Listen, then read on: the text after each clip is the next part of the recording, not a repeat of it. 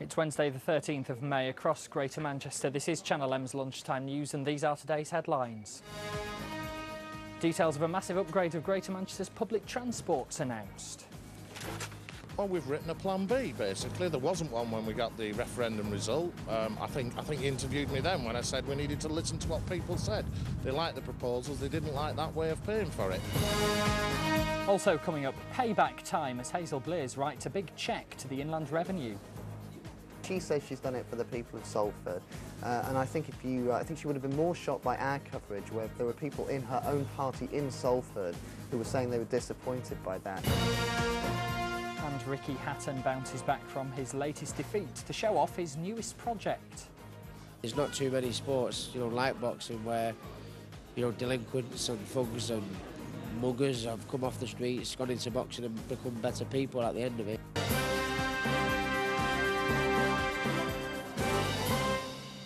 Good afternoon. First this lunchtime. New roads, extra trams, better buses. Millions of pounds is to be spent upgrading Greater Manchester's transport network. You could be forgiven for thinking we've been here before, but despite claims last year there was no plan B, these plans don't involve bringing in a congestion charge. The £1.4 billion will pay for a new Stockport bypass linking the airport and the A6. Mottram will get a bypass too. There'll be a guided busway between Lee and Manchester. Wigan will get a new inner relief road. There'll be better park and ride facilities and more frequent buses as well. The tram network too will get an extension in Oldham, where Kevin Duffy has been getting reaction. So, trams are coming to Oldham after all. What do people think of that? I mean, anything should be an improvement like that, shouldn't it? I mean, if it could bring business and jobs and whatever to town like, which it needs, I suppose. Well, I think it's a good idea if they bring trams to Oldham, because the bus services aren't always very frequent to Manchester, and I just think anything that helps get people on the way to work is a good idea. So. You're going to have trams running down Union Street. What do you think of that? That's good. That's great. Yeah. Would you use them? Yes, I would. Certainly. Yes, it'd be all right, I think, because, I mean, there are shops down there where people could use, which a lot of people don't use then. Now, Transport Minister Jeff Hoon said there's no plan B. Without congestion charging, trams simply will not run down Union Street here in Oldham. And yet, just 5 months after congestion charging was rejected in a referendum, we're being told trams will run down Union Street after all. So what's changed? Well, with me is Councillor Howard Sykes, the leader of Oldham Council. Councillor, what has changed? Well, we've written a plan B, basically. There wasn't one when we got the referendum result. I think you interviewed me then when I said we needed to listen to what people said. They liked the proposals, they didn't like that way of paying for it. Where is the money now going to come from? Well, there is some existing money that we've sort of corralled together from the Department of Transport. We're going to give up some of our local transport plan. We prioritise this higher. That's across the conurbation. Now, is it going to mean an increase in the council tax? Absolutely not. I mean, that's for other people to say elsewhere in Greater Manchester, but the pledge I made this May that a 2.5% increase next year, or less if we can, is a pledge I am sticking to. That's what I said.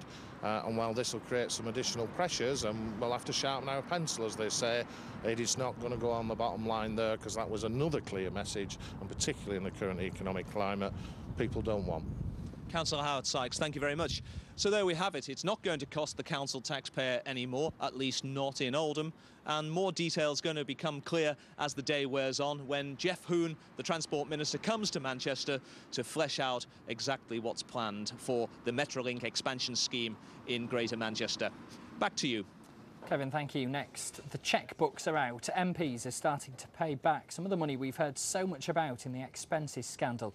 It's as Gordon Brown says all claims dating back 4 years will be rechecked by an independent panel. Salford's Hazel Blears is one of the most high-profile to decide to put her hand in her purse after previously insisting she hadn't broken the rules, as Ben Bland now reports. As far as my own situation is concerned, I have complied with the rules of the House authorities, I've complied with the rules of the Inland Revenue. Hang on, what did she just say? I've complied with the rules of the Inland Revenue. So why is she now paying back £13,000 to the taxman? Well, like many MPs, she had two homes, one in her constituency, Salford, and another in London.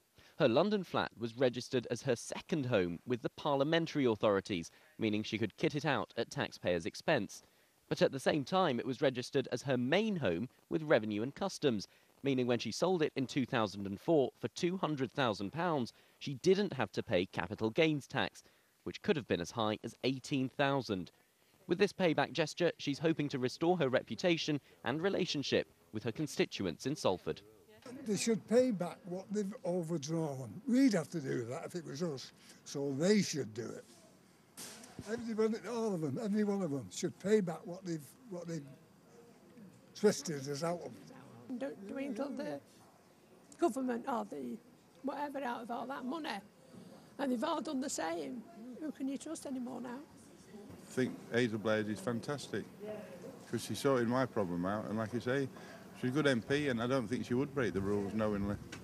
Miss Blears insists she's always been within the rules, so why is she now paying back this £13,000? She says she's done it for the people of Salford, and I think I think she would have been more shocked by our coverage, where there were people in her own party in Salford who were saying they were disappointed by that. I think it's got a lot to do with that. There'll be others who might think the Prime Minister's lent on her and some kind of deal's been struck. That's not my view. I think she's genuinely upset by some of the reaction in her own constituency. The family of a schoolboy murdered in Stretford on Sunday night have appealed through a police spokesperson for anyone with information about what happened to come forward. It's come out that Giuseppe Gregory, who was shot dead outside the Robin Hood pub on Sunday night, had been identified by the police as being at risk of getting involved with gangs, but had been making good progress with an anti-gun crime campaign. Giuseppe attended school on a daily basis, and his teachers have said that they were very confident he would achieve considerable exam success. It is desperately sad to now think that all his hard work and that of his family has come to such an abrupt end after his tragic death on Sunday night.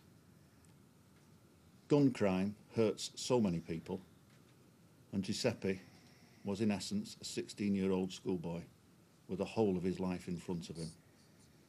And all of his family are now pleading for someone, just anyone, to come forward and give up Giuseppe's killers or any information which may lead to their identity. A member of staff at a primary school in Oldham has been suspended, and a police officer advised about his actions for appearing to use unconventional methods to deal with an 8-year-old pupil. Police have confirmed the child was put in the back of one of their vehicles after apparently misbehaving and was then driven out of the grounds of Westwood Primary. It's claimed the action was taken without the knowledge of the child's parents or the head teacher. Both the council and the head teacher say the school are treating what happened very seriously.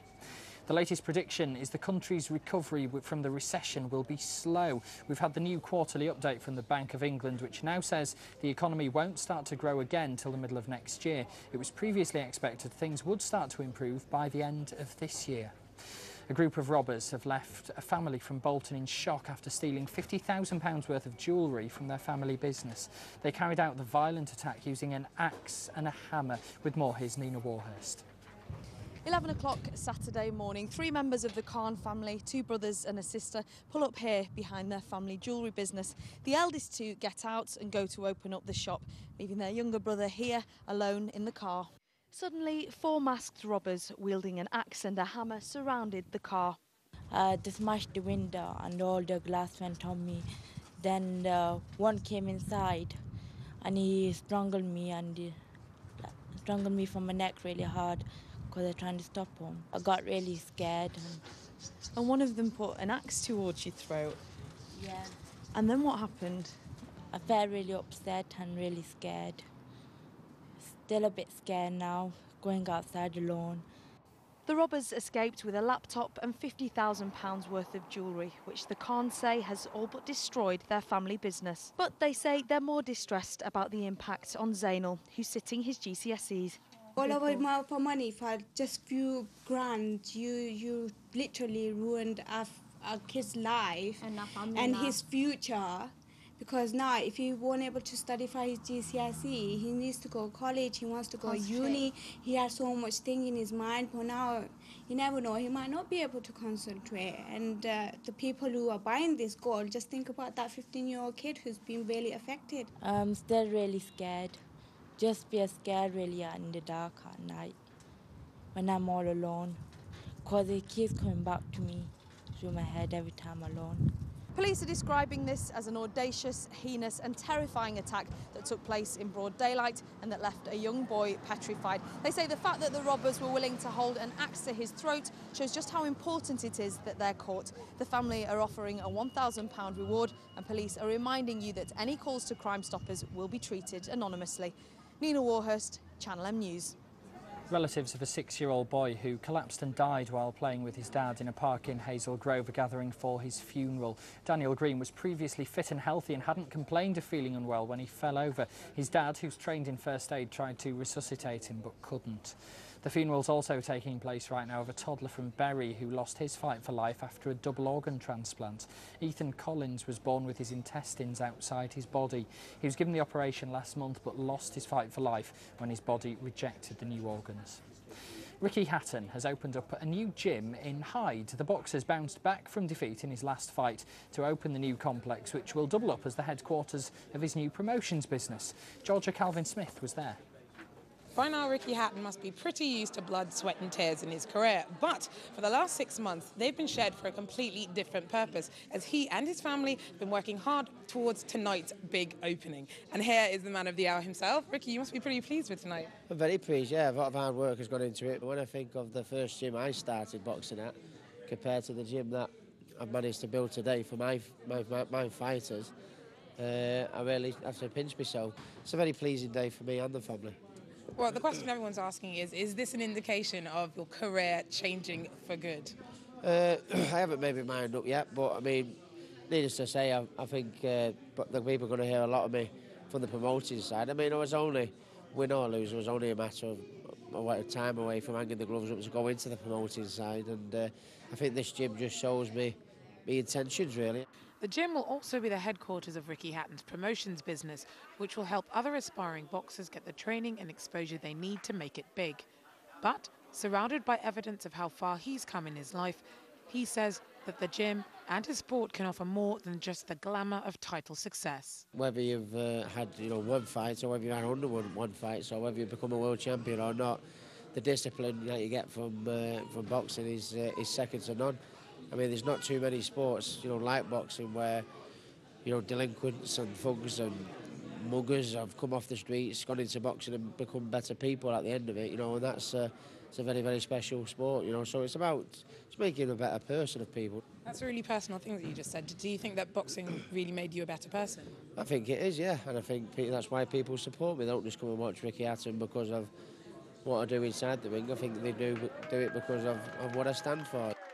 Still smarting from his Las Vegas loss to Manny Pacquiao in his last fight, Ricky Hatton may face some tough decisions about his career as a boxer. But whether or not he chooses to hang up his gloves, if his latest project proves to be a success, he'll never be far away from the ring. Georgia Calvin-Smith, Channel M News.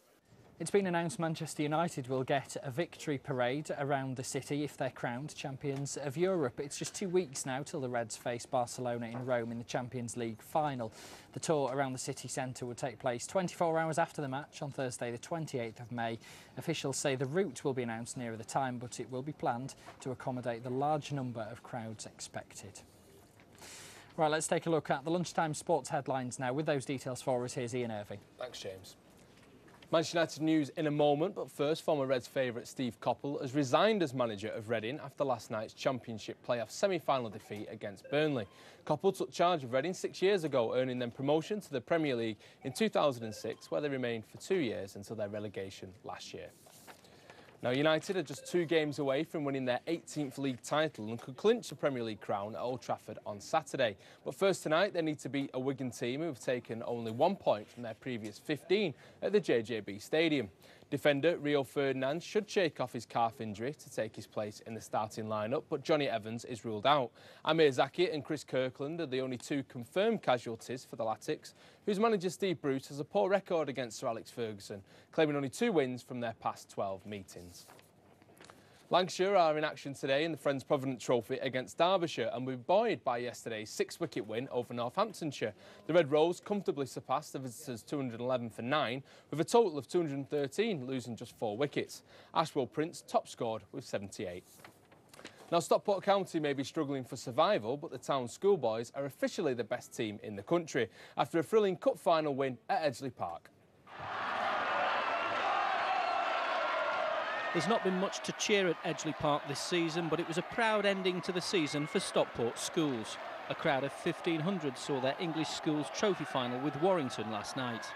Several of the Stockport players are season ticket holders at Edgeley Park, and such is their affinity with the club, they even bought the club's blue colours for the occasion. And Stockport couldn't have made a better start, going ahead in the first minute through Josh Harrison. Stockport couldn't believe their luck, and they weren't finished there. There were barely 4 minutes on the clock when Nick Barber doubled the lead, an advantage that was never seriously threatened. Warrington did pull a goal back in stoppage time with a penalty from Joe Guest, but the night belonged to Stockport, who lifted school football's premier prize for the first time in 61 years.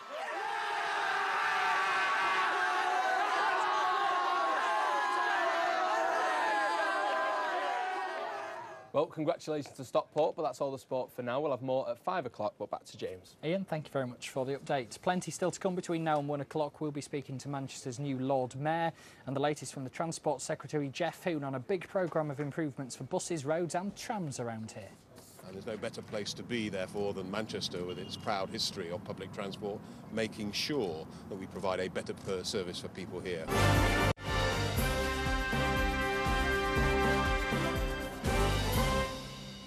Welcome back to Wednesday's Lunchtime News. Don't forget our website's there for you 24 hours a day to catch up on any of our latest reports. It's at channelm.co.uk.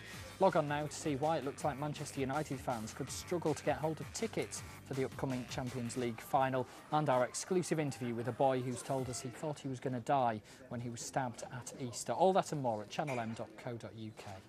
Back now to our top story, and we'll bring you up to date on the latest about the major public transport improvements right across Greater Manchester. £1.4 billion is to be spent on new roads, including a bypass for Stockport and one for Wigan, as well as better buses and an extension to the trams in Oldham. This is despite transport bosses insisting last year there was no plan B if the congestion charge was rejected. Just before we went on air, the Transport Secretary Jeff Hoon was in the city centre announcing the plans.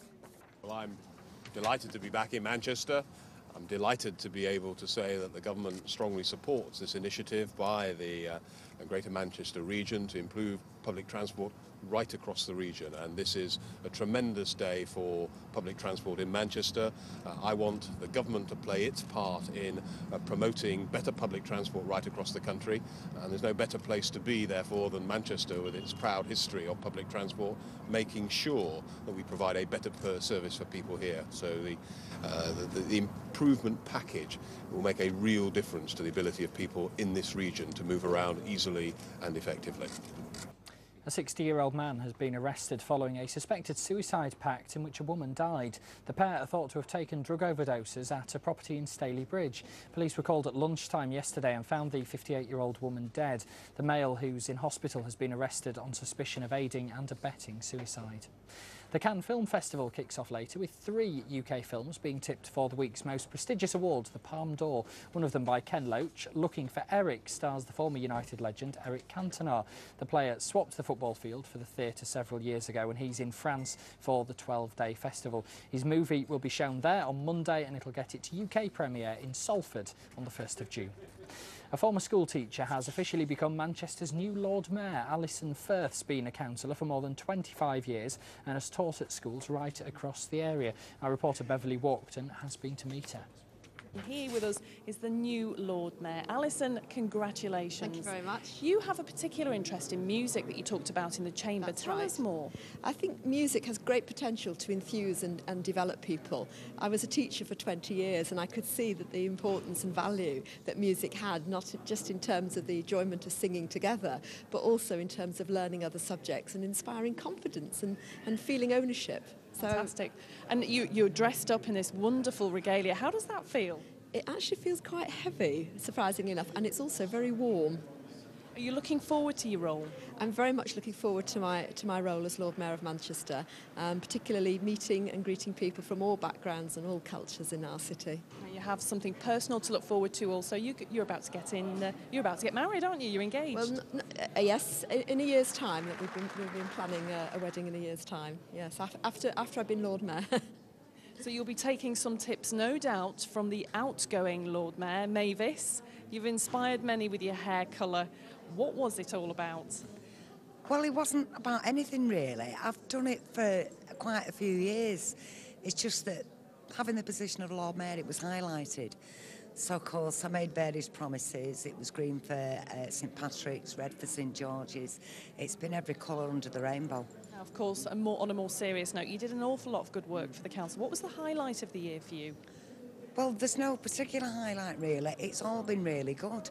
No matter who you meet across the city, dignitaries from across the world, it's been absolutely wonderful. Thoroughly enjoyed it. Now, what advice do you have for Alison taking over this role? Take the role seriously, but not yourself. Just be yourself and get on with it and enjoy it. Good advice there. Well, that's all from me. Back to the studio. Beverly, thank you. There's been the odd bright spell around so far today, but make the most of it. The rest of the week's looking decidedly wet. Here's Michelle Eagleton.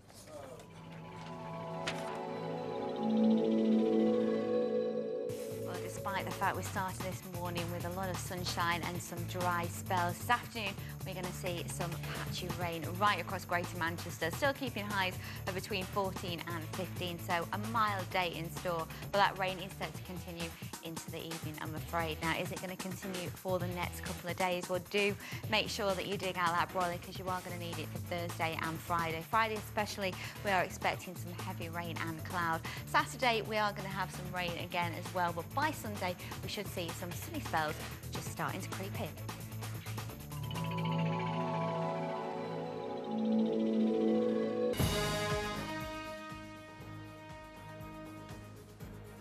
This is Channel M, our top stories. £1.4 billion is to be spent upgrading Greater Manchester's public transport network. There'll be extra buses, an extension to the tram service around Oldham and new roads. We'll be getting reaction to that from the leader of Trafford Council, Susan Williams, in our early evening news from 5 o'clock tonight. Salford MP Hazel Blears has written a cheque for more than £13,000 to the Inland Revenue after the row about MP's expenses. The Communities Secretary's given into pressure after it was revealed that's how much she would have paid in tax for the sale of a house if it wasn't classed as her second home. Gordon Brown has announced that all MPs will have their expenses for the last 4 years rechecked. And police investigating the shooting of a teenager in Stretford say the victim had been progressing well on an anti-gun crime programme. 16-year-old Giuseppe Gregory was fatally wounded outside a pub on Sunday night. His family have appealed for help in catching whoever's responsible. Those are today's headlines, and that was the Lunchtime News. Much more on all those stories with Andy Crane from 5 o'clock tonight, but from me and the Lunchtime team, bye-bye for now.